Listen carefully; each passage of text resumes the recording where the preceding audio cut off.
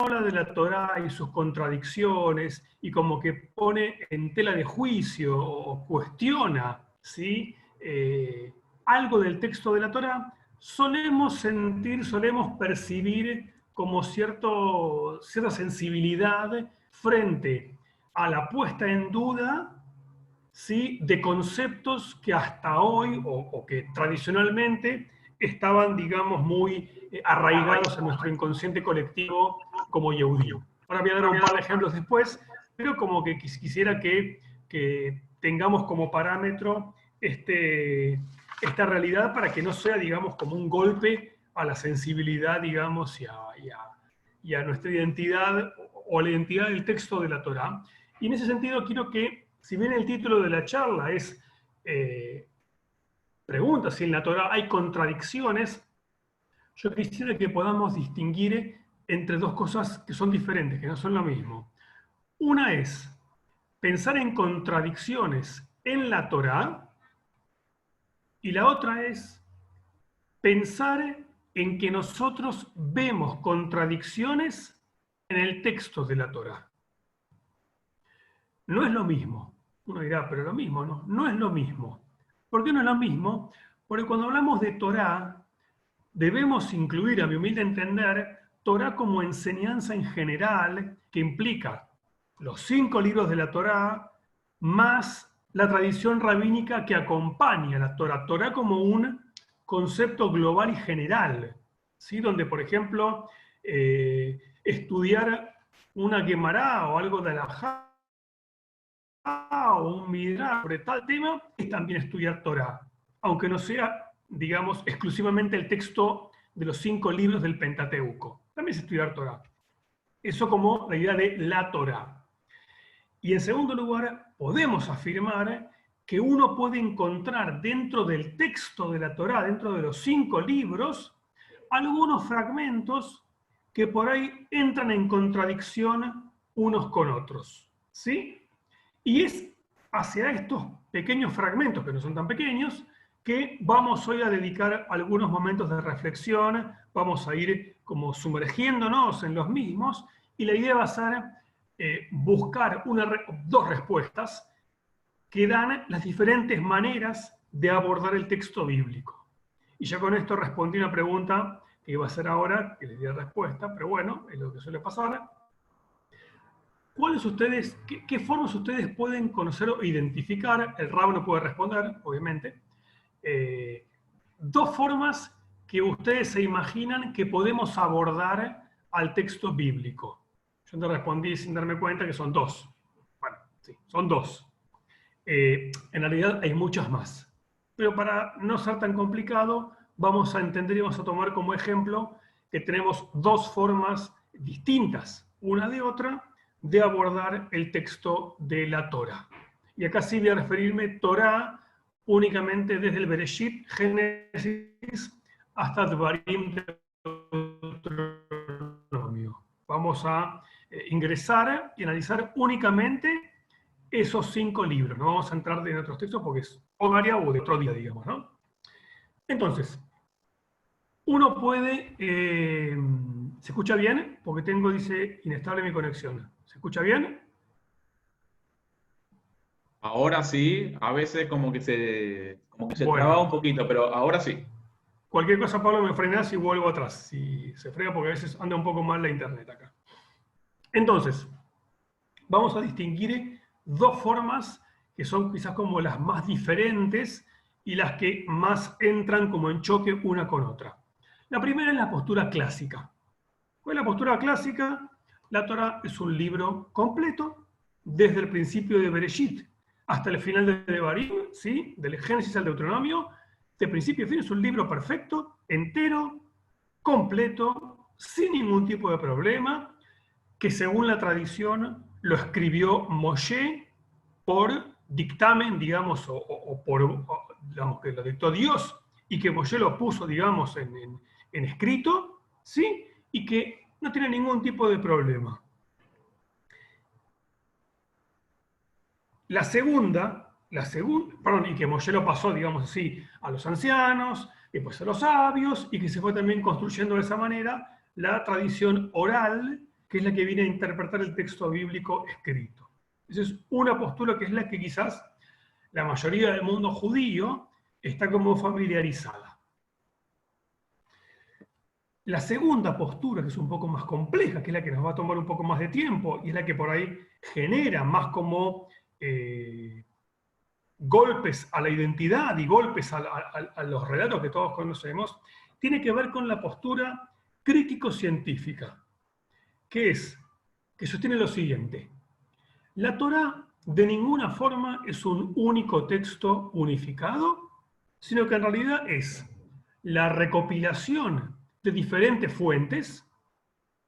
Cada una de estas fuentes fue redactada, fue elaborada con un objetivo determinado, con una agenda política inclusive determinada, y que en un futuro de estas fuentes, digamos que en un momento determinado, algún redactor o editor se encargó de unificar en un único texto y de armonizar las cuatro fuentes de forma tal que hoy la Torá está compuesta por cuatro fuentes. ¿Sí? Esto es básicamente lo que uno puede explicar. Ahora vamos a entrar en detalle, pero digamos, si uno quiere por ahí decirlo básicamente, esta puede ser la definición. Texto que entra un poquito en fechas, texto que se vino a armonizar y a cerrar cuando los judíos regresan desde Babel a Israel, ¿sí? Luego del primer retorno de la primera diáspora. Los judíos vuelven a su tierra de la mano de Esdra y Nehemia, y es para un autor en particular que yo leo mucho, es Esdra el editor, la persona que se encarga de armonizar las diferentes fuentes para convertir esas cuatro fuentes que vamos a ver ahora en un único texto. ¿Hasta acá quedó clara un poco la idea? Más o menos bien, podemos seguir avanzando. Fenómeno. ¿Cuáles son las causas que ameritan que se haya desarrollado la manera crítica, la postura crítica, ¿sí? de abordar el texto bíblico de una forma científica? ¿Sí? ¿Qué fue lo que motivó esto? Las respuestas son varias. Primero, una respuesta general o global que tiene que ver con la aparición en la post-revolución francesa, en la modernidad europea, la idea de las ciencias religiosas, es decir, estudiar y abordar la religión como una disciplina científica y no como un mandato y no como una orden divina irrefutable. Ahí uno puede abordar el estudio de las religiones en general desde una mirada o con herramientas científicas y animarse a descreer o a poner en tela de juicio los postulados que hasta ese momento eran irrefutables. Y obviamente la tradición judía va también a sufrir, entre comillas, el impacto de esta nueva escuela de pensamiento. Y dentro del texto bíblico, en forma interna y propia, encontramos algunos problemas o algunas cuestiones que a simple vista el texto bíblico nos entrega como complejas. Por ejemplo, que un mismo lugar sea llamado de dos formas diferentes. Que tenemos, perdón que voy a cerrar mi WhatsApp que tengo acá en el computador, así no hace ruido, discúlpenme. Acá estamos. Decía, un mismo lugar que es llamado en la misma Torá de dos formas diferentes. Conocemos el Sinaí, que es el lugar donde la tradición judía entiende que el pueblo recibió la ley de Dios, y el mismo lugar es llamado en otra parte de la Torá como Joreb. El mismo lugar. Sinaí y Joreb son sinónimos. Está bien, ok, son sinónimos, fenómeno. Pero uno puede animarse a averiguar por qué motivo, ¿sí? Este lugar se produce esta diferencia. ¿Sí? Por ejemplo, historias, relatos que se repiten con diferentes matices. ¿Sí? una misma historia que es narrada en la Torá en dos oportunidades, que es casi la misma, con algún personaje diferente, algún nombre distinto. Decís, esto es lo mismo, contado de formas diferentes. Por lo cual, nos podemos animar a decir que hay una misma historia con dos narrativas. Cada grupo tiene su propia narrativa de la historia. Como que, imagínense, en la que lea Rosario hubo un hecho, digamos, fundamental en la historia que quedó en la memoria colectiva de la gente. Pero bueno, hay un grupo de gente que lo recuerda de una manera y otro de otra manera diferente. Hablan de lo mismo, pero por ahí uno le da más hincapié a un tema o a una mirada, otro a otra. Entonces es como que es el mismo hecho narrado desde puntos de vista diferentes. Esto es lo que entienden algunos interpretadores críticos, analíticos, de estos textos que se van como contradiciendo unos con otros. Y otro detalle, poco menor, pero bueno, que también importa, es que por ahí una misma persona, ¿sí?, es llamada de formas diferentes. El ejemplo clásico mínimo que es un poco irrelevante es Yitro, suegro de Moshe, es llamado Yitro, Jovav, Reuel. La misma persona es llamada de formas diferentes. El mismo Jacob es llamado Jacob e Israel. Y cuando se le cambia el nombre de Jacob a Israel, en algunas partes sigue siendo Jacob. Pero ya era Israel. A Dios le cambió el nombre de Israel. ¿Por qué le llaman Jacob? Bueno, porque pueden ser narrativas distintas de una misma historia. Que para una narrativa era Jacob y para otra era Israel. Lo interesante de todo esto es que los comentaristas clásicos, Rashi, Rashbam, Ibn Ezra, Giscunis, Forno, más acá en el tiempo, Abarbanel, mucho más acá en el tiempo, Humberto Casuto, que son Parshanim que entienden que la Torá es de origen divino y que su narrativa y su reacción también es divina. Ellos tenían el mismo ojo para poder detectar las contradicciones que después la crítica bíblica puso a la luz. Es decir, ellos veían los mismos problemas del texto bíblico que vieron después los académicos. ¿Qué diferencia hay? La respuesta en que dan. Ellos dicen, en la Torá no hay contradicción, sino que lo que vos ves como una contradicción, tenés que seguir estudiando, profundizando y entendiendo ese relato para que puedas ver que no es una contradicción, sino que tiene una forma de redacción que apunta a decirte algo diferente de lo que todavía vos no podés entender. Ven el mismo problema, pero dan respuestas diferentes. ¿Qué dice la escuela crítica? Dos historias, dos grupos que alguien se encargó de armonizar y juntar. ¿Qué dicen los clásicos? No hay contradicción, sino que lo que te falta a vos es mayor conocimiento del texto global, en general, para entender que ese fragmento no es contradictorio, sino que en realidad es una forma diferente de narrarte eso mismo u otra cosa. Vamos a empezar ahora a entrar en profundidad con un poco de qué se tratan estas cuatro fuentes que componen el texto bíblico. ¿Sí? Para esto hay que entender, antes de entrar en el texto, en el tema de las fuentes, que la historia del pueblo de Israel tiene varios momentos de tensión, como siempre, por supuesto, pero me quiero detener en uno en particular, que es el momento en donde convivían, no tan armónicamente, el reino del norte y el reino del sur, en lo que es hoy Israel. Desde el rey David y desde el rey Shlomo, inclusive, mucho más aún, existían tensiones entre el norte y el sur, aunque aún con Shlomo era un reino unificado. Era un único reino, pero igualmente estaban los de arriba y los de abajo. Y había tensión. Shlomo logró, ¿sí?, cohesionar los sectores, logró controlar la tensión y la queja de la gente del reino del norte, pero aún así uno puede evidenciar en el texto del Tanaj, en el libro de Melahim, por ejemplo, que el reino del norte tenía rituales completamente diferentes al reino del sur. Eran claramente un pueblo distinto.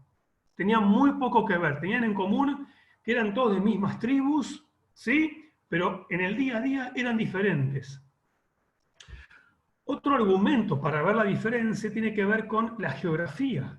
No sé si ustedes han viajado o no a Israel y han conocido Israel bastante, mucho, poco, pero ustedes pueden ver, más o menos, ¿no? De Jerusalén para el sur y para el norte.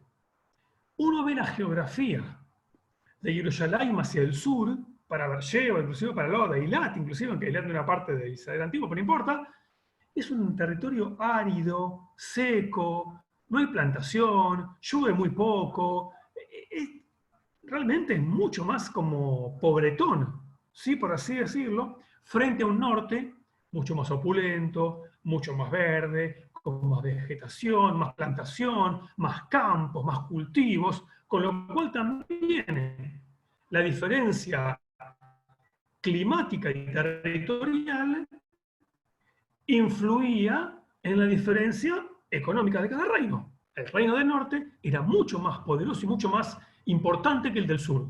El del sur cobró importancia cuando cae el del norte. Hay que decirlo, no nos gusta porque todos somos Yehudim, herederos del reino del sur, del reino de David y de Shlomo, pero en la historiografía se sabe y se demostró que el reino del norte era mucho más poderoso que el del sur, y el sur recién prosperó como un gran reino cuando cae el del norte.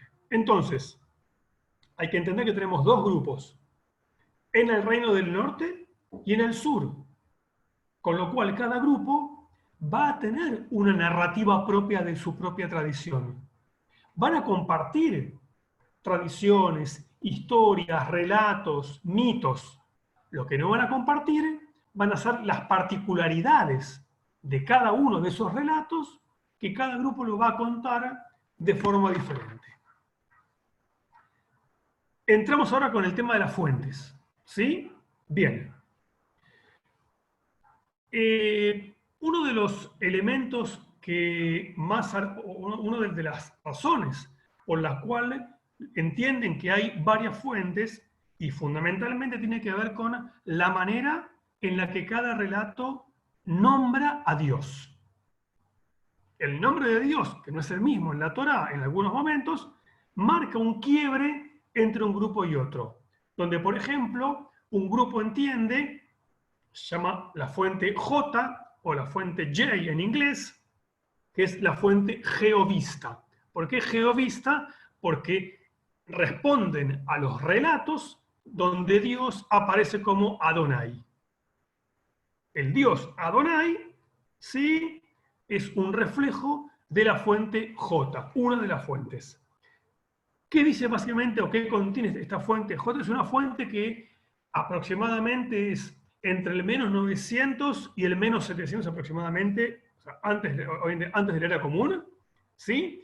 Y que tiene dentro de su contenido historias de, por ejemplo, el relato del Edén, Caín y Abel, el diluvio, la Torre de Babel, historia de los patriarcas, de Yosef, de Moshe, de el Éxodo, de lo ocurrido en el Sinaí y del trayecto hacia la tierra de Israel. ¿Sí? Bien. Y obviamente esta fuente fue compuesta por alguien del reino del sur, del reino de Judá. No tiene nada que ver Judea con la fuente J, no, la fuente J es por el nombre, por la forma en la que aparece nombrado Dios. O sea que la fuente J está compuesta por todo lo que yo conté antes, ¿sí? La torre de Babel, el Edén, Caín y Abel, etc. ¿Sí? Bien. En forma paralela, a nivel temporal, a la fuente J, encontramos una segunda fuente, la fuente E. ¿Por qué la fuente E? Porque es la fuente que designa, que llama a la divinidad mediante Elohim. Es la fuente eloísta, ¿sí? Y que a diferencia de la fuente J, la fuente E fue compuesta por gente del norte. el equipo contrario al equipo del sur, ¿sí? Con su narrativa propia y con su historia propia. En la fuente E, que designa a Dios como Elohim, también aparece Adonai. No es que no aparece, aparece Adonai. Pero ¿qué dice? ¿Qué entendemos en la fuente E? Que Adonai aparece en sus textos después de Moshe. ¿Por qué digo esto? Pues ustedes se acordarán, cuando Moshe está en la zarza ardiente, que se le manifiesta a Dios, Dios le dice: soy el Dios de tu padre Abraham, de Isaac y de Jacob, escuché el clamor del pueblo y lo que siempre conocemos, y le dice algo que es muy importante, dice: yo soy Adonai, y mi nombre Adonai no se lo mencioné a ellos, sino que me manifesté como El Shaddai. O sea que para un relato, Moshe es el primero en escuchar el nombre de Adonai como Dios. Pero uno puede ir a Bereshit y encuentra que a Abraham, a Isaac y a Jacob se le parece como Adonai. Entonces me dice: ¿qué pasó acá? ¿Cómo puede ser que la Torá me diga en Shmot que Moshe es el primero en percibir a Dios como Adonai, y me voy a Bereshit antes que Moshe y encuentro que hay los patriarcas han conocido a Dios como Abraham? ¿De qué estamos hablando? La respuesta es, como te explicaba, los relatos que hablan a los patriarcas como Adonai no son de esta fuente, son de otra fuente diferente. Lo que pasa es que el editor, cuando encontró y tuvo que armonizar, no podía borrar, porque estaba ya el relato establecido en la gente. No podíamos, esta parte la sacamos porque no me gusta, no. Juntémosla y bueno, que quede como contradicción, pero ¿qué vamos a hacer? Había que haber un texto único. Sigo con la fuente E. No hay ninguna narrativa de la fuente E acerca de, por ejemplo, la creación del mundo, ni el diluvio. No es que nuestra nación se pudo haber perdido. Quizás formó parte, quizás la fuente E tenía su propia historia del diluvio, etc. Pero por ahí se perdió. Se perdió y no la tenemos. ¿Sí? Hay historias de Isaac, de Jacob, de Yosef, de Moshe con las plagas son parte de la fuente E, digamos, ¿sí? El Éxodo y también lo que fue Mahamad Ar-Sinai. O sea, comparten con J algunos relatos, solo que cada una lo va a narrar de forma distinta. Por ejemplo, la Akeyat Yitzhak, la ligadura de Yitzhak y el becerro de oro son dos narrativas de la fuente E que no encuentran ningún tipo de paralelo en otra fuente. ¿Por qué se dice esto? Porque uno tiene que ir al libro de Melahim Bet y va a ver que en el reino del norte se hacían rituales con un becerro de oro. Entonces dice: ¿qué pasó acá? Lo que pasó, evidentemente, es que este relato del becerro corresponde a un grupo que pertenecía a la tribu del norte. Bien, ¿hasta acá estamos bien? Si hay preguntas pueden poner en el chat, si les parece, y si puedo ir respondiendo. Y si no, al final dejamos obviamente espacio para que puedan preguntar así más directamente. Hasta acá tenemos dos fuentes con dos reinos. Cada fuente, cada reino tiene su propia fuente y su propia narrativa. En el año menos 722, el reino de Asiria invade el reino del norte, que es destruido y cae ante la invasión. ¿Qué pasó ahí? Mucha gente se perdió, se murió, se asimiló, desapareció, pero mucha otra gente fue hacia el reino del sur y se instaló en el reino del sur. Y lo que hubo que hacer, lo que empezó ahí fue el primer intento de unión de ambas fuentes. Porque de repente, de dos pueblos, fueron uno solo, cada uno con su narrativa, su historia, su tradición, por lo cual había que unificar el código, había que unificar el libro. Y ahí es que nace una fuente llamada RJE. ¿Qué es RJE? R de redactor, de la J y la E. O sea, es la persona que se encarga de unir, de amalgamar la fuente J y la fuente E. Bien. Sigamos. Tercera fuente. Esta fuente es la fuente P. P de priest en inglés, o sacerdote o cohen. ¿Sí? Esta fuente, ¿por qué fue compuesta? Básicamente, fue creada por un grupo de Kohanim, ¿sí? Del Reino del Sur, que es diferente a la J. O sea, corresponde al mismo lugar, pero es hecha por un grupo diferente. Hay una discusión. Para algunos fue redactado un poco más posteriormente, en el siglo -6 o -5, y para otros fue paralela a la fuente JE, porque tiene un montón de detalles que tienen que ver con el tema del Mishkan, del santuario, que es tan detallista que para algunos teóricos corresponde a una época anterior. Y decía antes bien, fue compuesta por Kohanim de Jerusalén, fuertemente arónidas, digamos, de la estirpe de Aarón, esa es la tradición de Aarón. Es la fuente más extensa, porque tiene, yo diría, mitad del libro de Shemot, todo Baikra, menos un fragmento muy pequeño de los Hagim que leímos en Emor, una cosa muy pequeña, y parte de Bemidbar. O sea que es una fuente realmente muy extensa. Habla sobre la creación del mundo, el diluvio, el pacto con Abraham, sí, pero que fundamentalmente lo que tiene es gran cantidad de elementos rituales, cúlticos, sacrificios, ofrendas, la sangre, que se corta un animal, que el Cohen hace esto, el Cohen hace lo otro, todo Baikra que leemos y nos cuesta entender, es una fuente que describe la ley y describe, digamos, la narrativa desde un punto de vista sacerdotal. ¿Sí? Y, al igual que la fuente E, el nombre de Adonai aparece después de Moshe.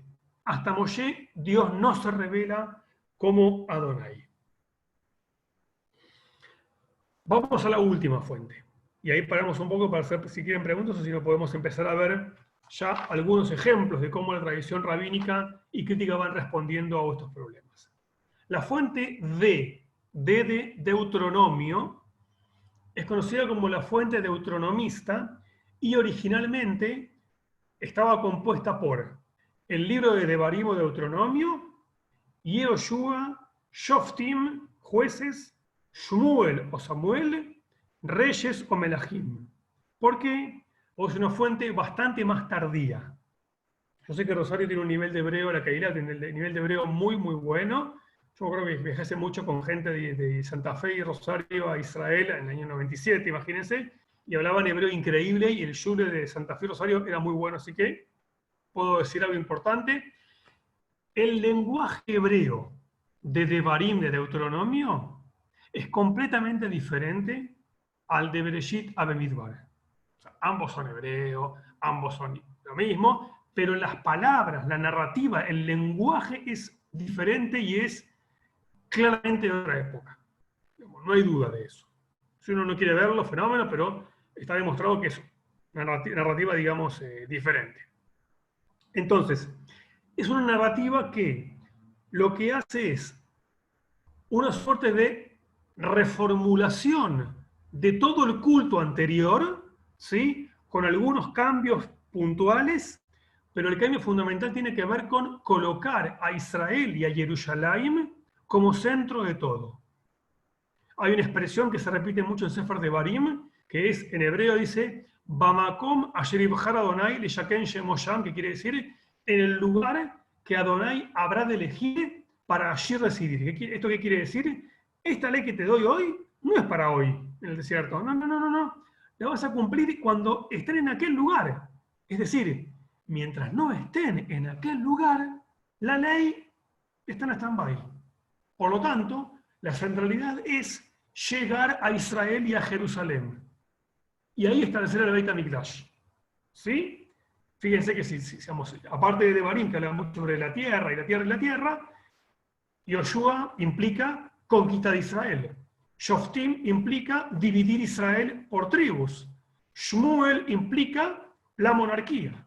Y Melahim implica establecer el reinado y la gran nación de Israel, que termina cuando caen, cuando se parten en todos los reinos en Melahim Bet. Pero si uno toma, digamos, desde Barim en adelante hasta Melahim, tiene un común denominador que tiene que ver con la tierra, la religión o el ritual territorializado y el centro como Jerusalén. Y está basado en una reforma que hizo un rey llamado Yoshiau, que fue un rey muy, muy importante, post-Shlomo, por supuesto, que lo que hacen es reescribir la historia, porque si ustedes van a ver Devarim repite mucho de lo anterior. Es una repetición, ¿pero por qué? Es una repetición engañosa. Porque hay repetición, pero hay cambios sutiles, hay diferencias, ¿sí? Entre ellas fundamentalmente es la colocación de Israel y de Jerusalén puntualmente como centro único. Y como cierre de esta parte, tenemos la fuente R de redactor, que es que tenemos algunos fragmentos de la Torá, entiende la ciencia, que fueron agregados. Porque, por ejemplo, ¿vieron cuando leemos de la Torá y leemos toda una genealogía gigante de, no sé, Eisab, que aparece Eisab, y dice, Ele Shmot Benei Eisab, dice, esta es los hijos de Eisab. Bueno, esa oración cree que fue agregado por el redactor como para titular ese fragmento. ¿Sí? Y como les decía, y cerramos esta parte, se cree, lo que yo tengo leído y entendido, que cuando el pueblo vuelve a Israel después del exilio en Babilonia, es necesario crear un único texto que congregue, que haga común a todos por igual. Y ahí es Ezra, el escriba, justamente, el que se ocupa de armonizar y de unificar el texto. Bien, hasta acá. ¿Alguna pregunta? ¿Alguna duda? El chat está sin preguntas, así que entiendo que estaría todo bien. Digamos, quisiera hacer alguna pregunta, puede abrir su micrófono y preguntarle directamente al otro Pablo.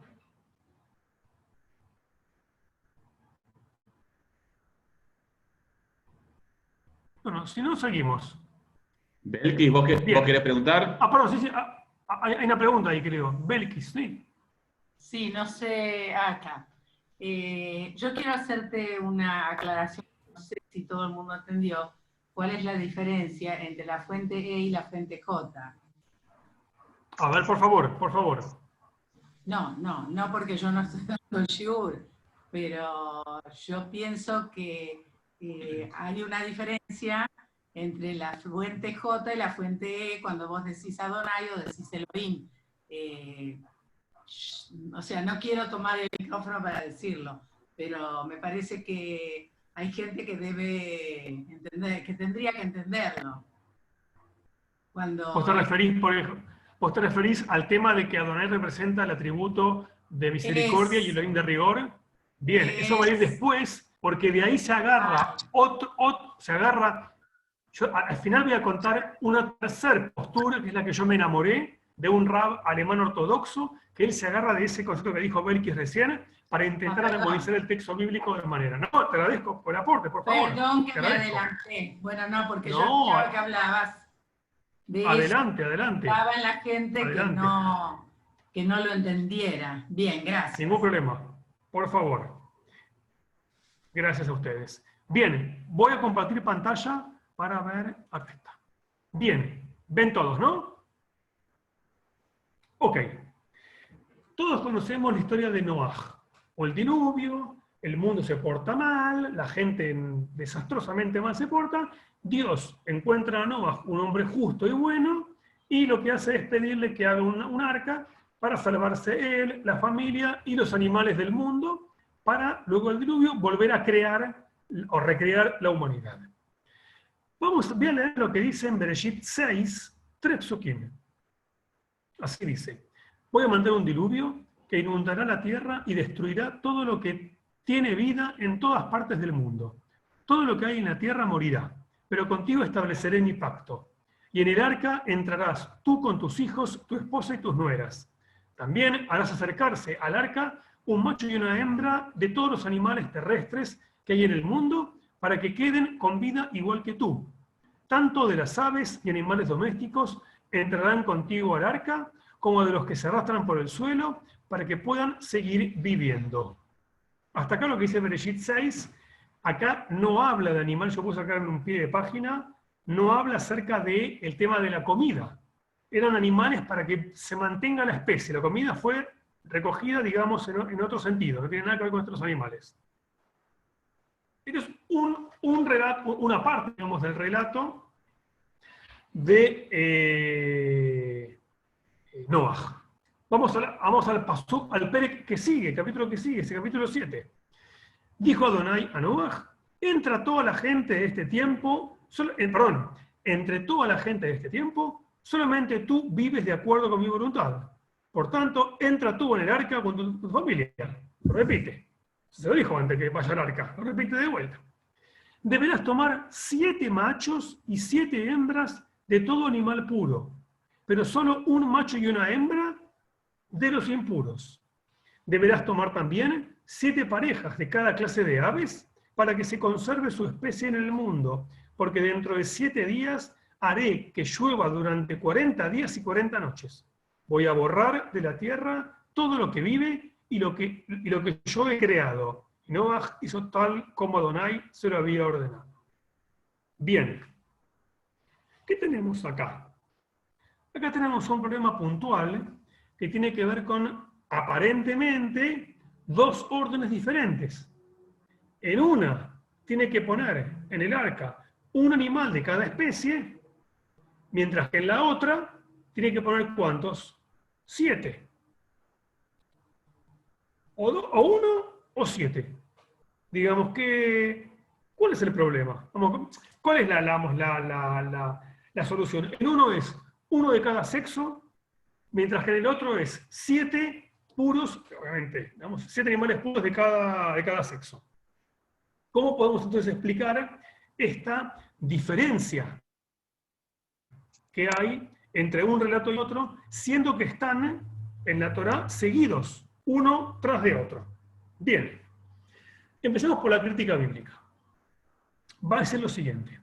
Va a decir, acá tenemos un mismo relato, una misma historia, narrada por 2 puntos de vista diferentes, con intereses contrapuestos. De vuelta, es la misma historia, el mismo mito, pero cada uno lo cuenta de una forma diferente. ¿Sí? Entonces, el primer texto de Bereshit 6 habla, digamos, de un animal de cada especie. Y para la crítica bíblica, esto es un relato que pertenece a la fuente P, a la fuente de los Kohanim. Ahora explico por qué. Mientras que el relato en Bereshit 7 corresponde a la fuente J. Vamos a ir por lo segundo.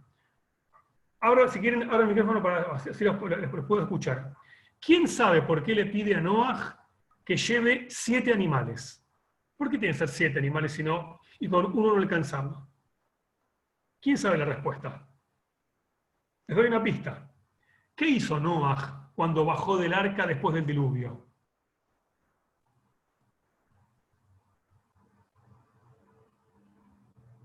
Berky se ríe ahí. Puede responder. No hay problema. Noaj, les cuento, Noaj hizo una ofrenda a Dios. Ofrendó a Dios animales y Dios dice en la Torá que Dios olió el aroma, etc. Ahora, ¿cuál es el problema de todo esto? Para la fuente J no hay ningún problema que Noaj lleve 7 animales para las ofrendas. ¿Qué problema hay? Ahora, la fuente P tiene un problema. Porque la fuente P, que fue hecha por Kohanim, no pueden aceptar, no pueden reconocer que haya algún tipo de culto a Dios antes de los Kohanim. Si con Noaj no había Kohanim. Si el primer Kohen es Aarón y la que una se establece en realidad al final de Shemot con el Mishkan. Y después en Baikra, en Shemini se erigen como Kohanim, pero empieza al final de Shemot. ¿Cómo puedo hablar de una ofrenda a Dios si aún no tenemos a las personas a las únicas personas indicadas, que son los Kohanim? ¿Sí? ¿Qué dice el Kohen? No me rompan el negocio. La ofrenda es nuestra, de nadie más. O sea, la fuente P no va a reconocer, no hay ninguna ofrenda en la Torá hasta Aarón. No existe. Puede ser J, puede ser E, pero P no va a ser. Mientras que para J no hay ningún problema. No hay ningún problema. Puede ser una ofrenda, Abraham hizo una ofrenda, Isaac hizo una ofrenda, Jacob también hizo una ofrenda, Noah hizo una ofrenda, Caín, y no hay ningún problema. Los Kohanim reconocen que la primera ofrenda es a manos de Aarón. Entonces, ahí se explica esta contradicción. Es la misma historia, el mismo mito, narrado desde con miradas distintas, con, obviamente, intereses contrapuestos. ¿Y cómo responde la mirada clásica, ¿sí?, a esto? Dice que no hay ningún problema.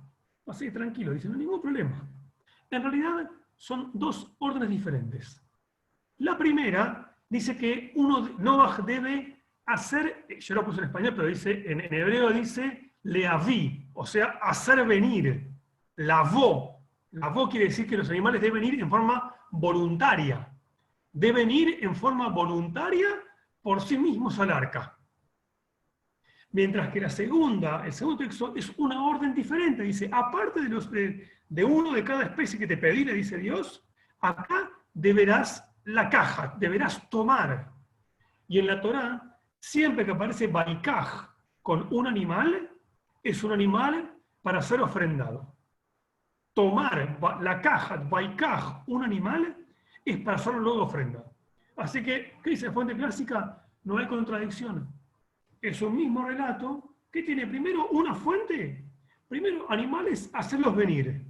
¿Está claro? Bien. Y en segundo lugar, aparte de los primeros, estos tomalos, porque estos son para la ofrenda. Y de ninguna manera representa para la mirada clásica una contradicción. Son dos historias, es la misma historia, perdón, con una orden primero y otra orden después. Vamos al segundo ejemplo. Sí, Rabino, adelante. ¿puedo hacer una pregunta? Si es difícil, responde la voz. No, justamente es una pregunta. ¿Y cómo sabía Noé qué animales eran puros y cuáles no eran puros? Bueno, ¿qué responde la mirada clásica? Responde la expresión en hebreo, Ein Mukdam Ve'em Meujar Batorá. En la Torá no hay un antes y un después. No hay una temporalidad que hasta ese momento Noah no sabía. Entonces lo que dice es que ya estaba establecido, así es, pero bueno, ya estaba establecido el tema de la pureza y la impureza de animales. O sea, la mirada clásica entiende que el texto es un texto único, un bloque cerrado, que no sufre de atemporalidad. Perdón, no sufre de temporalidad, que es atemporal. Que tranquilamente puede ir de atrás para adelante sin ningún tipo de problema. Bien. Vamos al segundo ejemplo. Ustedes saben que el pueblo de Israel, en el desierto, no fue un pueblo fácil. Se mandaba también sus líos. Y uno de los problemas más graves que tenía Dios y Moshe con el pueblo era la inclinación del pueblo hacia deidades prohibidas. Y también con deidades prohibidas hacia mujeres también prohibidas. Es inevitable. Y hay un relato.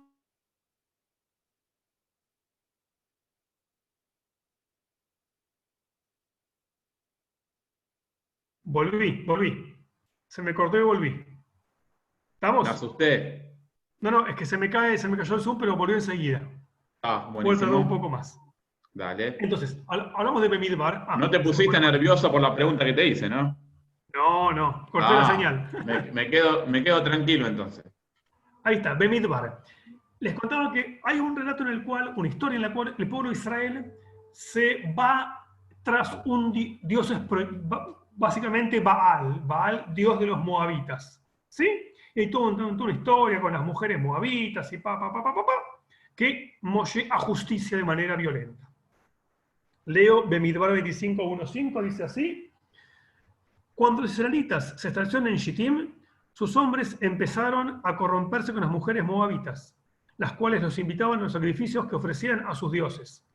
Los israelitas tomaban parte de aquellas comidas y adoraban a los dioses de los moabitas, y así se dejaron arrastrar al culto de Baal Peor. Entonces Adonai se enfureció contra Israel y dijo a Moshe: reúne todos los jefes del pueblo y ejecútalos delante de mí, a plena luz del día. Así se calmará mi ira contra Israel. Moshe ordenó, Entonces, a los jueces israelitas, cada uno de ustedes matará a los hombres de su tribu que se dejaron arrastrar al culto de Baal Peor. Omitamos opinión, digamos, sobre el tema de si vale o no matar, no es el tema nuestro, para otro día. Acá es, el pueblo se inclina a un culto prohibido, Dios se enfurece y le pide a Moshe que haga justicia y que reúna a los jueces, y cada juez deberá justiciar a los hombres de su tribu. ¿Sí? Bien. El texto sigue. Fíjense, es el pasuk que sigue, y dice así: pero un israelita llevó a su casa a una mujer midianita a la vista de Moshe y de todos los israelitas reunidos, mientras que ellos se encontraban llorando a la entrada de la tienda del encuentro. Al ver esto, Pinhas, hijo de Eleazar y nieto de Aarón el Cohen, se apartó de los israelitas reunidos, empuñó una lanza y se fue tras aquella israelita, hasta su alcoba. Aquel hombre israelita, hasta su alcoba, y allí atravesó por el estómago al israelita y a la mujer. Así se terminó la plaga que estaba haciendo morir a los israelitas, por causa de la cual se habían muerto 24.000 de ellos. El israelita que fue atravesado junto a la midianita se llamaba Zimri y era hijo de Salú, jefe de la tribu de Shimón. ¿Cuál es el problema que tenemos acá? Acá tenemos dos grupos de mujeres. Tenemos primero mujeres moabitas y después aparece de repente una midianita. Tenemos a Moshe y tenemos a Pinhas. ¿Sí? ¿Qué dice Rashi? Que responde en forma clásica. Rashi, ¿qué dice? Cuando habla de Zimri, hijo de Salú, dice: la tribu de Shimón se reunió con Zimri, que era su príncipe, y le dijo: estamos condenados a muerte y ustedes permanecen callados. O sea que en el primer relato, parte del pueblo estaba condenado a morir por lo que estaban haciendo. Entonces, la gente va, según Rashi, y lo busca a Zimri como su jefe, y dice: ¿qué estás haciendo vos? No haces nada, hace algo, que estamos condenados a muerte. Entonces, ¿qué hace Zimri? Va y toma una midianita. Como que no es que arregló, sino que la cosa las empeoró. Entonces, ¿qué hace Rashi? Rashi dice que en realidad... Ahí está, se me fue la conexión, volvió. ¿Qué dice Rashi acá? Rashi dice que en realidad el primer relato es un relato y el segundo es el mismo, que en realidad Zimri, el que toma la midianita, la toma como consecuencia del castigo que estaban recibiendo en la primer parte por haberse inclinado a las mujeres moabitas. O sea que en realidad es parte de lo mismo, como que en realidad yo me mando una macana y respondo a esa macana con otra macana peor. Yo hago un lío y mi pueblo es castigado y yo como respondo de forma peor. Y así Rashi une las historias y dice que es una misma historia. ¿Qué dice la mirada crítica? Dice que tenemos un mismo relato, un mismo episodio narrado desde dos puntos de vista diferentes. ¿Sí? El primer texto, ¿sí? La fuente que tenemos, la primera, que es Bamidbar 25, 1.5, corresponde a la fuente J, mientras que la segunda corresponde a la fuente P. La fuente J es anecdótico, no viene al caso preguntar por qué J, no tiene sentido hoy, pero sí la fuente P. ¿Por qué? Porque si ustedes se ponen a pensar, ¿quién es el héroe en el segundo relato? El héroe es Pinhas. Y el que se equivoca es Moshe. Porque este hombre toma una mujer midianita a la vista de Moshe. Moshe estaba mirando eso y no hizo nada. Y viene Pinhas, hijo de Eleazar, y te aclaran por las dudas, que es nieto de Aarón, y es el héroe, el que establece la justicia y el que termina con la plaga.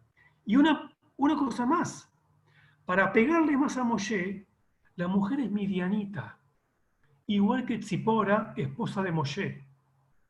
O sea que el segundo relato es un relato de los Kohanim que lo que hacen es enaltecer a un Cohen y pegarle a Moshe. En ambos hay alejamiento del culto a Israel. En ambos hay mujeres, en ambos hay un castigo y en ambos hay un héroe.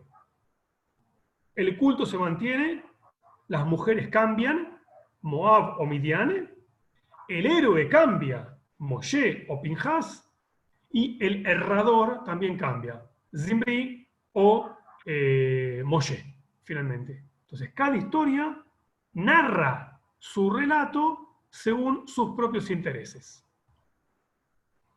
¿Hasta acá estamos bien? Bien. Un ejemplo más. Y después cerramos. Yo les conté antes que en la Torá hay varias historias que se repiten o que tienen como paralelos o intertextualidades, ¿sí? Por ejemplo, hay en Bereshit 3 episodios en donde los patriarcas van a Egipto o van a otra tierra que no es la de ellos. En Bereshit 12, Abraham se va a Egipto, que es cuando le cuenta, la famosa historia que le dice a Sará, Sará, vos sos muy hermosa, decí que sos mi hermana, pues si no me van a matar. Y bien, después Dios castiga al faraón, etc. Ahora vamos a entrar en detalle en eso. La segunda vez es Abraham yendo a Gerar, en Bereshit 20. Y una tercera con Yitzhak en Gerar. ¿Qué dice la crítica bíblica? Dice que en realidad son historias que son mismos relatos contados de forma diferente que se repiten uno tras otro. Pero la mirada clásica va a decir no. Va a decir que en realidad la historia de Abraham en Gerar, fenómeno, viajó a Gerar, estuvo un tiempo y volvió. Yitzhak en Gerar también viajó un tiempo y volvió. Pero la primera historia de Abraham, cuando va a Egipto, no es una historia en sí misma. Tiene que ver que tiene un mensaje mucho más profundo dentro del mismo texto bíblico, y este cuadro que tengo acá van a verlo. La idea es que la historia de Abraham en Egipto, en Bereshit 12, lo que es presagiar lo que va a ocurrir con los Benei Israel en Egipto en un futuro. Y en hebreo es mucho más rico que en español, pero no importa. Digo, porque la palabra en hebreo es mucho más, hay mucho más encuentro entre el hebreo, entre una historia y otra. Primero vamos a ver cuál fue la causa que motivó a que Abraham con Sará bajasen a Egipto. Por aquel momento hubo una escasez de alimentos en toda aquella región y Abraham se fue a vivir a Egipto durante algún tiempo, pues no había nada que comer en el lugar donde vivía. ¿Sí? ¿Y qué fue lo que motiva a los Bene Israel a vivir a Egipto? Lo mismo. El hambre aumentaba en el país, así que cuando Jacob y sus hijos se comieron todo lo que les quedaba del trigo que había llevado en Egipto, dice Jacob, bajen y busquen más comida. Y ahí es cuando se encuentran con Yosef, se reencuentran y proponen volver a Egipto. O sea que en realidad ambas historias comparten el origen, lo que dispara a ir a aquella tierra. ¿Por cuánto tiempo? Abraham se fue a vivir ahí durante algún tiempo, no para siempre. Y cuando llegan los Bene Israel, ¿qué le dicen al faraón? Hemos venido a quedarnos temporalmente en este país, porque hay mucho hambre en Canaán y no hay pasto para nuestras ovejas. O sea que es lo mismo. Venimos temporalmente, no es para siempre, tranquilo. Y se quedan en Goshen. ¿Qué pasó con los hombres en ambas historias? Con Abraham. Y cuando los egipcios te vean, van a decir, esta mujer es la esposa de ese hombre, entonces a mí me matarán y a ti te dejarán con vida. ¿Qué pasó en Egipto con los varones o varoncitos?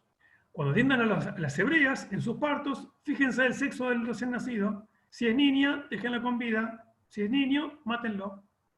En ambas historias, el masculino moría, el femenino vivía. ¿De qué forma cada uno de ellos sale de Egipto? A causa de Sarai, el faraón trató muy bien a Abraham. Le regaló ovejas, vacas, esclavos, esclavas, asnos y camellos. Abraham era muy rico, pues tenía oro, plata y muchos animales. ¿Y cómo se van los Bene Israel en Shemot 12? Los israelitas sacaron la masa todavía sin levadura, con arteza y todo, la envolvieron en sus ropas, la matzá, ¿sí? Y se le echaron al hombro. Además, siguiendo las órdenes de Moshe, pidieron a los egipcios objetos de oro y plata y vestidos. Adonai hizo que los egipcios dieran de buena gana todo lo que los israelitas pedían, y así los israelitas despojaron a los Mitzrim. O sea que también en ambas historias, tanto Abraham como los Bené Israel se van de Egipto acaudalados. ¿Cómo responde Dios ante el faraón ante lo ocurrido? Cuando el faraón se queda con Sarai, ¿sí? Dice, pero también por causa de Sarai, Adonai castigó al faraón y a su familia con grandes plagas, en hebreo Negaim. Y dice en Shemot, Adonai dijo a Moshe, todavía voy a traer otra plaga sobre los egipcios, Nega. La misma, no dice Makot, Negaim. Negaim son como castigos, dolores, digamos, eso. ¿Cómo responde el faraón? Bueno, básicamente a ambos los llama. Lo llamó a Abraham y lo llamó a Moshe y a Aarón. De vuelta, en hebreo aparece un lenguaje mucho más común entre ambas fuentes. De vuelta, el faraón, ¿qué les dice? Ahora aquí la tienes, tómala y vete. Dice, Tikaj Belej, le dice a Abraham, tómala y váyanse. ¿Y qué le dice a Moshe y a Aarón después de la última plaga? Márchense, apártense de mi gente y ustedes y los israelitas no quiero ver nunca más, váyanse. Y el final, ¿cómo termina el texto? Cuando el faraón ordenó a sus hombres que hicieran salir. Ellos hicieron salir, como que no es que... No, Baishalheu, los enviaron. Les mandaron, chao, váyanse. A Abraham, Sarai, a toda la gente que tenía con ellos. Y lo mismo en Shemot. Beshalach paró, los echó, los envió. ¿Sí? Entonces, ¿qué dice la mirada clásica con este cuadro comparativo? Que en realidad la historia de Abraham con Sará en Bereshit 12 es una historia que viene a presagiar lo que va a ocurrir en un futuro en Egipto. ¿Qué está diciendo?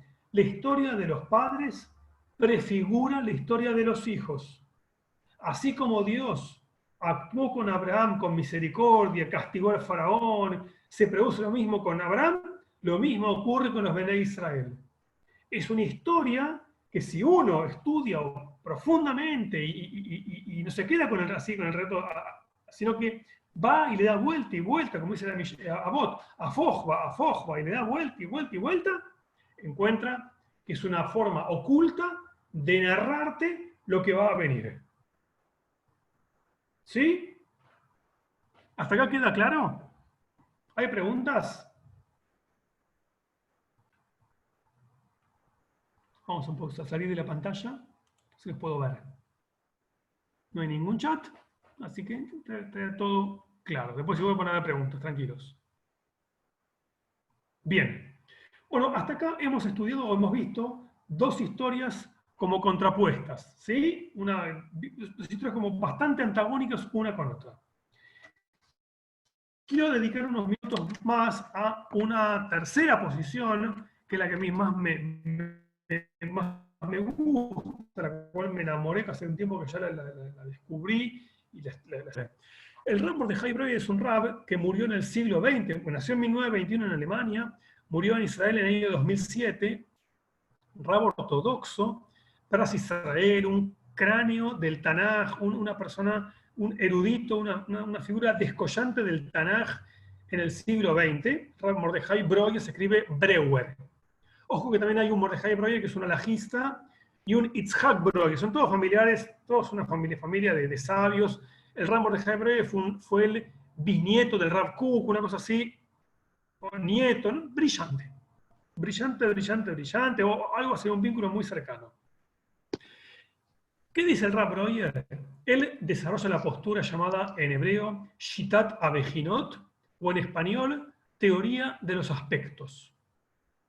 ¿Él qué plantea? Él plantea buscar armonizar las posturas tan contrapuestas. Él es un rabino ortodoxo, fue muy criticado por sectores ortodoxos porque él dijo que nunca lo entendieron. Él dijo, si me pega la ortodoxia es porque nunca me entendió. Así, bien directo. Él dice lo siguiente: señores, el relato de que la Torá es un texto único, perfecto, y hecho por Dios y por Moshe, no lo vendemos a nadie.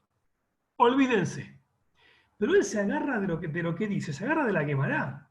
Porque en la Gemara, en Masejet Baba Metzia, no me acuerdo sinceramente, dice, Moshe escribió toda la Torá menos los últimos 8 versículos, que es cuando dice, y murió Moshe, imagínense a Moshe diciendo, escribiendo, y murió Moshe, escribiendo. O sea, y Ibn Ezra, que también es un comentarista muy como a veces crítico, ya se dice, eso lo escribió Yoshua. O sea que ya te dice la Gemara y Hazal que aunque sea algo chiquito de Torah, no lo hizo Moshe. Ya está. Lo demás puede ser que sí, pero eso no. Entonces, ¿qué dice el Ramo de Jaibro? Dice lo siguiente.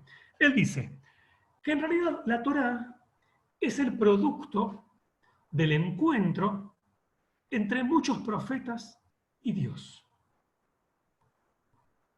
Y que cada profeta captó solamente un aspecto de Dios y lo volcó al texto. Cada profeta captó un aspecto de Dios y lo volcó al texto. Y después hubo un redactor final que también captó algo de la divinidad y organizó y armó el texto bíblico, el texto de la Torá, que no es más que la unión de todos los aspectos de Dios captados por los diferentes profetas. Porque ninguno puede captar a todo, porque ninguno es Dios. Cada uno capta un aspecto pequeño. Cada uno capta una parte de Dios. Uno captó la parte de Dios más, el Ishmil Hamá, el Dios de la guerra, de Shiratayam, el cántico de la guerra. Uno captó la idea del Dios que cura. Otro, el Dios que perdona. Otro, el Dios del rigor del diluvio. Otro, el Dios que se arrepiente de castigar al pueblo. Otro, el Dios que castiga al pueblo. Otro, el Dios que le pide la caída. Otro, el Dios que le pide no haga la caída.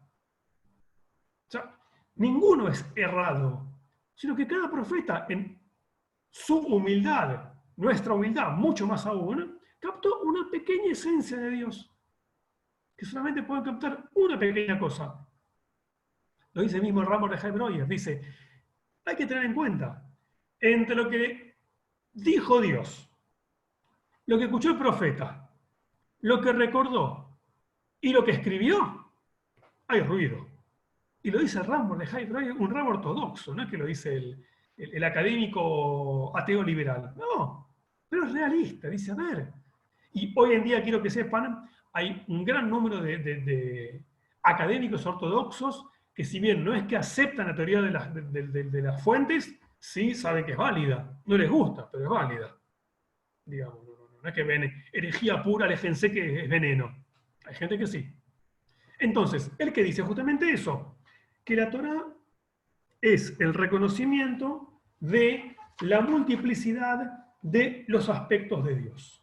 Y ahora quiero centrarme en lo que nuestra Belkis mencionó hace un tiempo, que es clave para entender esto. El Ramo de Jaibroyer toma que los diferentes nombres de Dios son para entender distintos aspectos de Dios.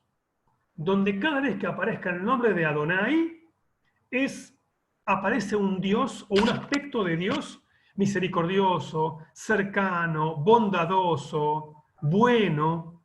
Y cuando aparece el nombre de Elohim, rigor, prueba, dificultad, lejanía. Un ejemplo básico y sencillo, no quiero entrar, pero se me ocurre ahora.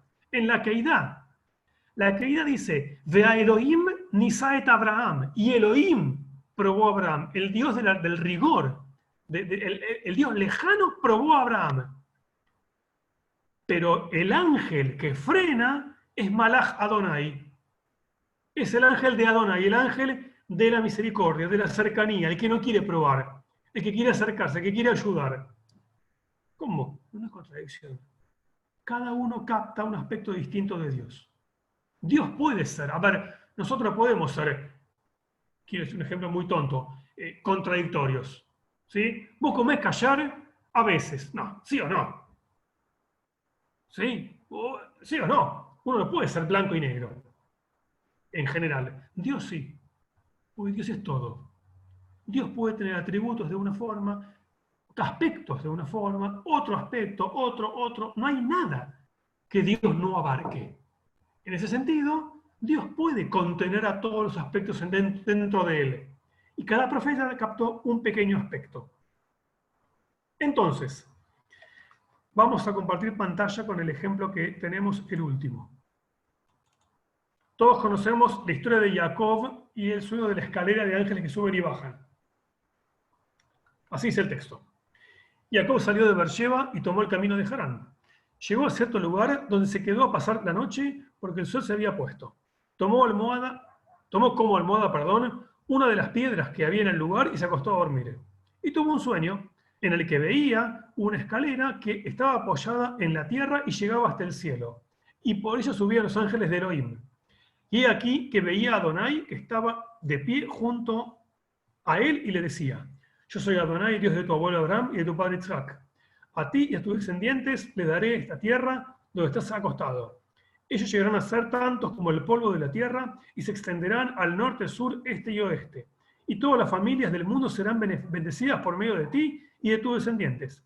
Yo estoy contigo, te cuidaré, por donde quiera que vayas y te haré volver a esta tierra. No te abandonaré sin cumplir lo que he prometido. Cuando Jacob se despertó del sueño, pensó: en verdad Adonai está en este lugar, pues yo no lo sabía.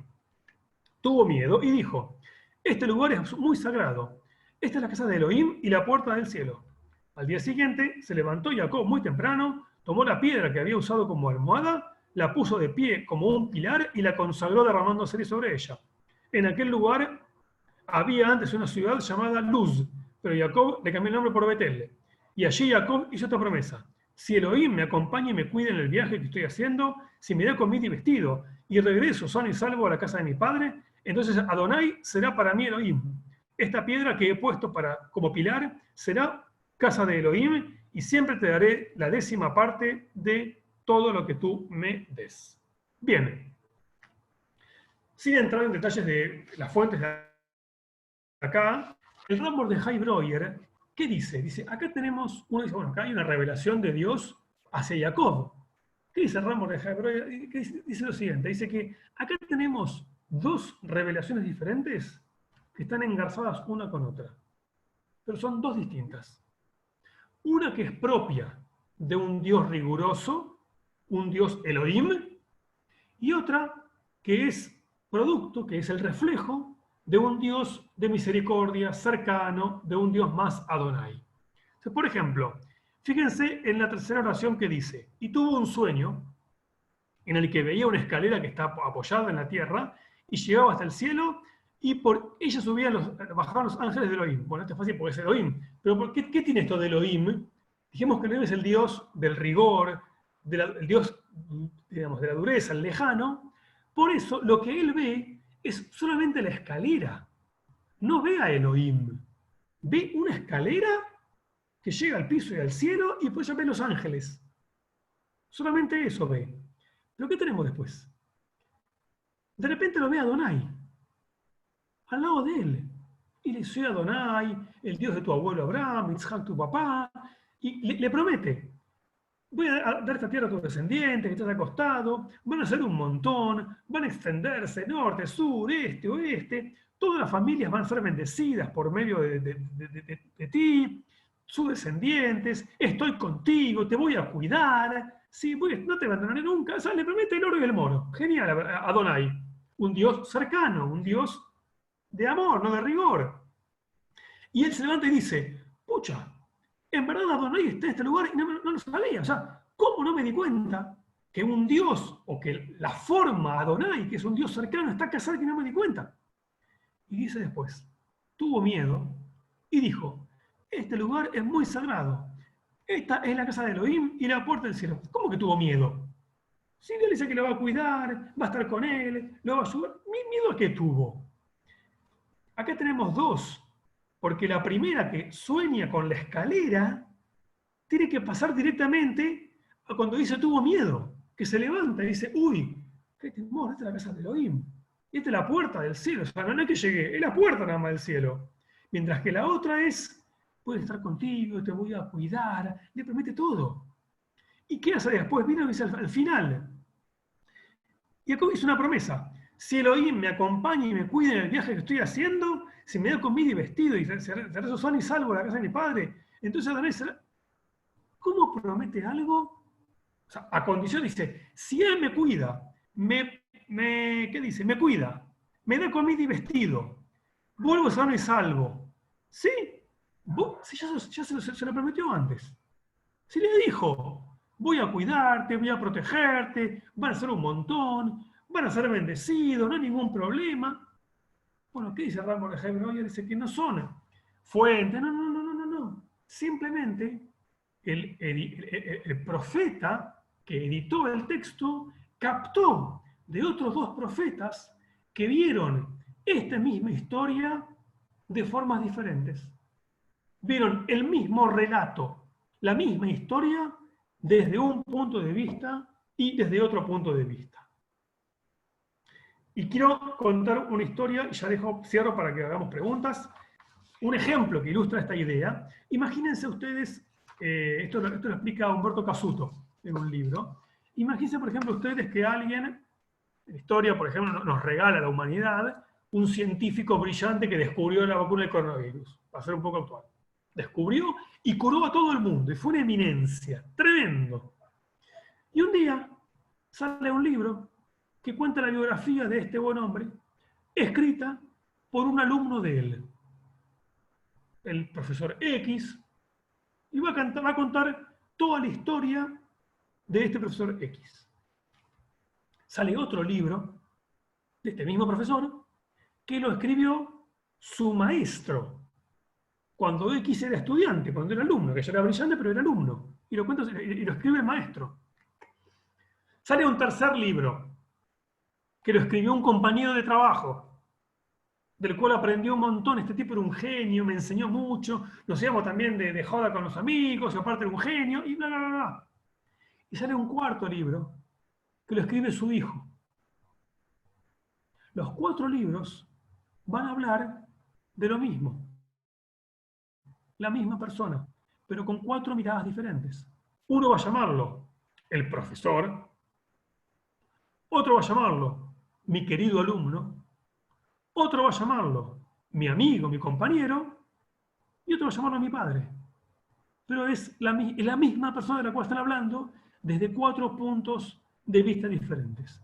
Esto es lo que de una manera el Rambam de Hebron quiere decir cuando es un mismo relato captado, divino, de origen divino, captado por el oído, por la cabeza y puesto en texto por profetas diferentes, que captaron solamente un pequeño aspecto de la maravilla de todo el encuentro entre el hombre y Dios. Y ya para ir cerrando, y dejo para preguntas, antes dijimos que no es igual decir que hay en la Torá contradicciones y decir que hay en el texto bíblico vemos contradicciones. ¿Por qué? Porque cuando una cosa es estudiar Torá y otra es estudiar acerca de la Torá. No es lo mismo. Cuando uno estudia Torá con el corazón, con el alma. ¿Para qué? Para que su estudio cambie mi vida. Porque la Torá me habla a mí, como Yehudí. Me impacta. Yo leo Torá y me dice algo.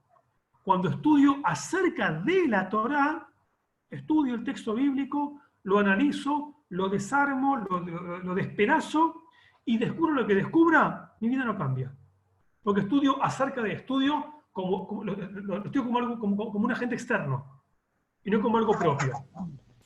Por eso decimos que estudiar Torá es estudiar Torá con la idea de que el texto, los textos en general, me interpelen, me hablen, me pueda yo cuestionar, pero que su estudio me articule algo en mi vida.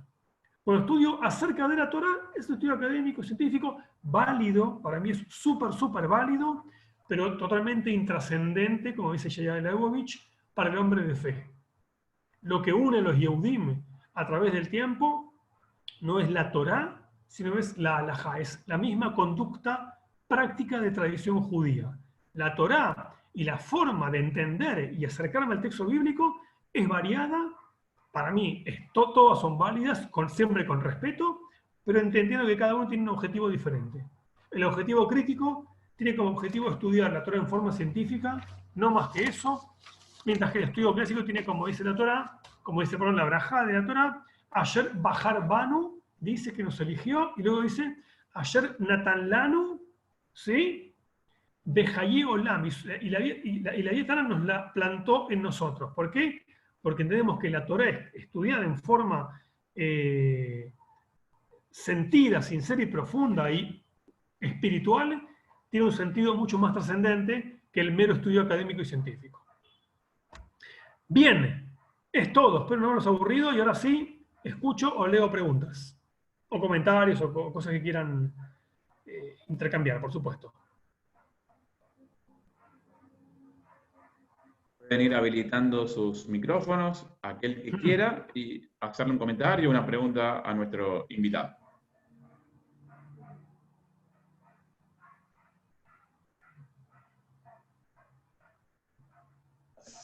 Hola. Parece que no.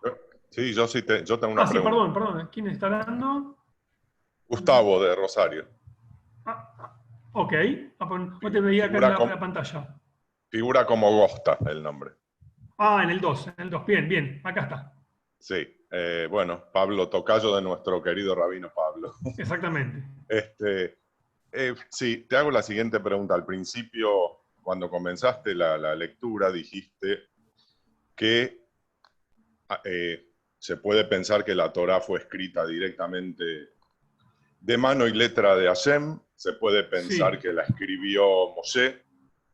Se puede pensar, no sé, que Hashem le dio a Moshe un pendrive y le dijo, mira, ponelo en la laptop y copia todo tal cual dice acá. Y luego hablaste de que la Torá podría ser un rejunte de todas las historias, que finalmente alguien, como ocurrió con la Mishnah, con el Shulchan Aruch, alguien un día dijo, bueno, basta de tener todo en el aire, vamos a hacer... claro, una compilación. Ahora, parece trivial, la pregunta podría ser, ¿qué importancia puede tener saber si la Torá fue escrita de puño y letra de Hashem, si la escribió Moshe, si es un rejunte, si la escribió Ezra o qué sé yo, más allá de la curiosidad, pero se me ocurre que puede tener una importancia capital. ¿Por qué? Porque si la Torá la escribió Moshe escuchando lo que le decía Hashem, digamos, que es lo mismo que si la hubiese escrito Hashem en persona, ¿verdad? Correcto. Todo lo que dice la Torá es ley, ¿sí? O sea, si la Torá dice, no comerás cerdo, yo no voy a comer cerdo porque lo dijo Hashem, punto. No se discute. Correcto. ¿Ok? Ahora, si la Torá es un rejunte de tradiciones que luego alguien o algunas personas se encargaron de compilar, cambia mucho la cosa, porque si a alguien se le ocurrió poner no vas a comer cerdo porque era tradición o por lo que sea, ¿por qué yo voy a cumplir con eso si eso, digamos, no es la palabra de Dios? Es una recopilación de alguien que escribió la Torá con tradiciones. ¿Se entiende lo que quiero decir? Sí, o sea, hay una diferencia clarísima. sustancial entre de dónde provienen, para ser específico, las mitzvot, porque eso puede presentar un serio problema. O sea, si vos me decís que alguien escribió la Torá, que alguien la compiló, ese manuscrito, obviamente, a través de los siglos, tiene que tener muchas modificaciones de lo original, porque es imposible que a través de los siglos se siga manteniendo exactamente el texto original. Y si no lo escribió Moshe, dictado por Hashem propiamente dicho, ¿por qué voy a cumplir yo lo que alguien me escribió que tengo que cumplir? ¿Se entiende la pregunta? Bien, clarísimo. Respondo a poquito. Primero, el tema de los cambios existe y está en el mismo Humash. No sé si ustedes saben lo que es el Kri Uchtiv. Kri Uchtiv, Kri es leer y Chtiv es escribir. En la Torah aparece, más en el Tanaj, pero aparece en la Torah muchas veces, que una palabra, aunque esté escrita de manera tal, hay que leerlo de otra manera. Por ejemplo, en Sefer Bemidbar, en Parashat Shlach Lecha, cuando nombra a cada una de las personas que iban a ser enviadas a Israel, dice, ¿cómo es que dice? Dice, dice la Torah, criei, Criei Moed, ¿no? Dice Criei Moed, yo, mira, quisiera encontrar la Aparece memoria, con, pero no me sale. y aparece con Vav, y se lee con Vav. Acá está. ¿Dónde estaba? Ah, no. Criei, bueno, hay una diferencia, dice criei o cruei. Está escrito criei y se lee cruei. El texto dice criei, ¿para qué lee cruei? Pero dice criei, ¿para qué lee cruei? Eso es producto de los sabios de la Masorá, que no eran ni críticos ni científicos, siglo IX, que ya ellos mismos entendían que el texto tenía algún tipo, que fueron los tikkunim, ellos mismos hicieron correcciones porque encontraban, ¿sí?, que el texto no es que tenía errores, pero sí que por ahí, contrastado con otros textos, o por ellos mismos, entendieron que debe ser leído cruei. ¿Sí? Dice en un momento, hay un montón de cosas más, yo no me acuerdo ahora la memoria, pero hay un montón de ejemplos en la Torah. Si tenés un Tanaj en Hebrit, aparece siempre al costadito. No sé si tengo algún ejemplo en la cámara, se ve poquito. Acá, por ejemplo, en Parashat Jucat, ¿sí? Bemidbar 21, versículo 32, dice, en vez de leer Vairash, hay que leer Vayoresh. Es casi lo mismo, pero no es lo mismo. La corrección viene a alterarte un fragmento de la Torá. O sea que el tema de las correcciones, y también en la Guemará hay un montón de ejemplos que dice que esto tiene que leerse así y no asá. O sea, hay sobre el texto bíblico, digamos, correcciones sin miedo. Ahora, la teoría de las fuentes que antes mencioné, se me está yendo en internet para volver, decía, la teoría de las fuentes que antes mencioné no es eminentemente judía. Fue desarrollada por un pastor alemán llamado Julius Blehausen, que él funda esta teoría y después un sector de la tradición académico lo tomó como válido. Ahora, para mí es irrelevante a la hora de enseñar y de estudiar Torá. ¿Yo hablo de esto en un curso mío? Sí, ningún problema. Pero tampoco yo caigo en, Pablo se va a reír con lo que voy a decir, en hebreo se dice Bikoret Amikra, crítica bíblica. Yo no caigo en Bikoret Amikra Minashamaim, crítica bíblica del cielo. No es que es sí o sí la crítica bíblica, no.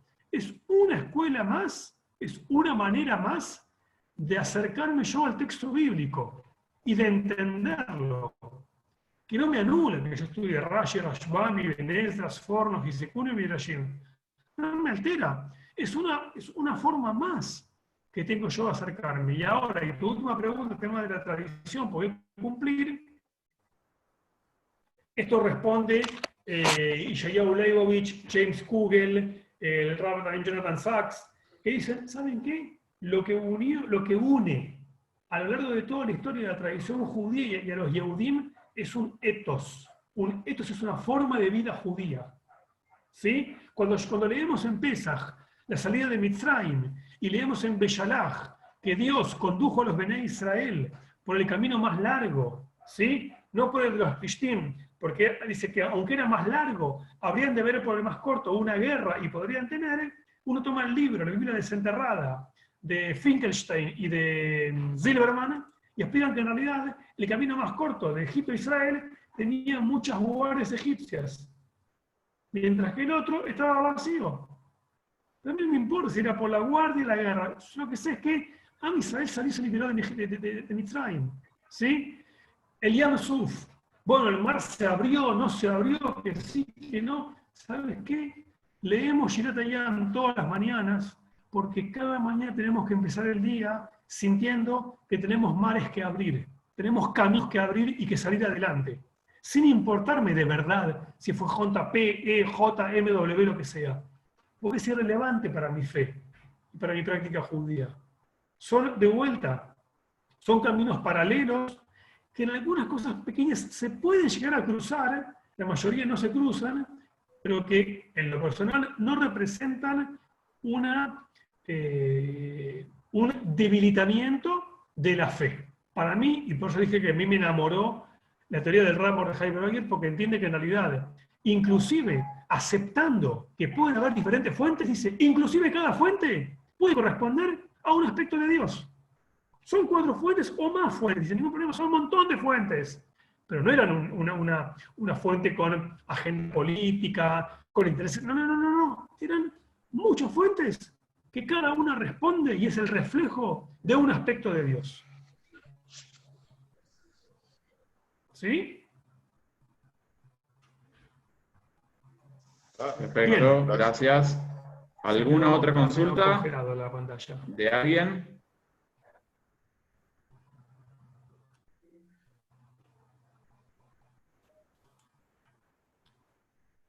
¿Alguien quiere hacer algún otro comentario, alguna otra consulta? Si no, vamos a agradecer a nuestro invitado, al rabino Pablo Gabe. Pablo, ¿escuchás? ¿Andás por ahí? Sí, perfecto. Parece que lo perdimos también. Sí, estoy. ¿No se escucha? No, estoy. Perfecto. Estoy. Bueno, muchísimas gracias, Toda Rabá. Estoy. Muchísimas gracias, Pablo, Toda Rabá. Nos vamos a encontrar mañana a las 19:30. Tenemos un nuevo encuentro con Johnny. Mañana Johnny va a estar enseñando sobre el extremismo en las fuentes. El Shabbat del viernes lo vamos a estar iniciando a las 17 horas. Y el sábado a las 19 nos vamos a volver a encontrar para una nueva Abdalá, compartir más sobre la riqueza del Yiddish con nuestra querida Mora Belkis. Les mando un gran abrazo a todos, que tengan una linda noche, nos encontramos mañana. Gracias.